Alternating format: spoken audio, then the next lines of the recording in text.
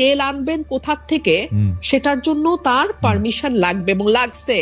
Russia থেকে পারে নাই তেল আনতে। জামাত কিন্তু আগেই হাত ধুয়ে ফেলছে। আমরাই চুক্তিতে হ্যাঁ বলি নাই, তো বলো নাই তো তাইলে যে 1.5 মাস সংসদ চললো একবারও তুলল না, তোমরা এইটা তুললা না কেন? এগুলোর যুদ্ধ সরঞ্জাম কোথা থেকে কিনবেন, কম দামে কোথায় পাচ্ছেন, বা আপনি একটা কম্পিটিটিভ ভ্যালুতে যাবেন, এই সুযোগ আপনার নাই। আমি আপনাকে আরো খোলামেলা বলি, আমার কপালই হইলো শত্রু তৈরি করার কপাল, বুঝছেন খালেদ ভাই? আমি আরেকটু শত্রু তৈরি করি। বিএনপি এটাকে আনবে না, আপনি তো বুঝতেই পারতেছেন। হ্যাঁ, কারণ আনবে না, কারণ যেটাও বিএনপি আনবে না, এটা তো বুঝতেই পারতেছেন। জামাতে ইসলাম পাগল হয়ে যেতেছে জুলাই সনদ নিয়ে। জুলাই সনদ বাস্তবায়ন করলে খুবই ভালো হবে।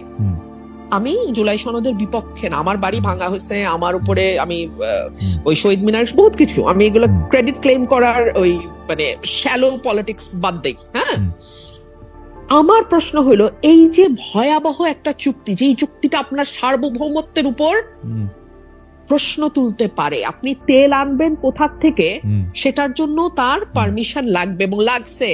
রাশিয়া থেকে পারে নাই তেল আনতে। আচ্ছা, আপনি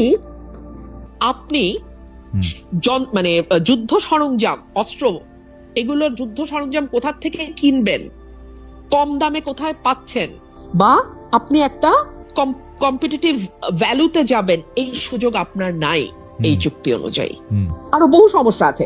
আমরা কয়েক হাজার কোটি টাকার রাজস্ব বঞ্চিত হব, আর সেখানে আমেরিকা যেই ইয়েতে এবং এটা নিয়ে যখন আমরা প্রশ্ন তুলবো তখন বলা হবে যে ইন্ডিয়ান ন্যারেটিভ থেকে প্রশ্ন করা হচ্ছে, যে ভাই তাহলে সংসদে আলোচনা কর তাহলে তো বুঝে যাবে না যে চলেন 350 টাকার আলু খাই এখন বৈশা বৈশা, এখন আমরা আমেরিকান আলু খাবো, ফাইন।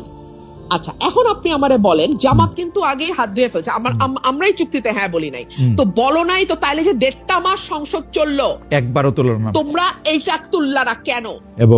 এবং এইটার ব্যাপারে তারা কোনো, এবং আপনি যে বলছেন যে আমরাও মামুরা, এটার একটা, আমার কাছে মনে হয় যে এটাও একটা প্রমাণ। দেখেন, আবার আমার কাছে মনে হয় যে বড় বড় বিষয় যাই হোক,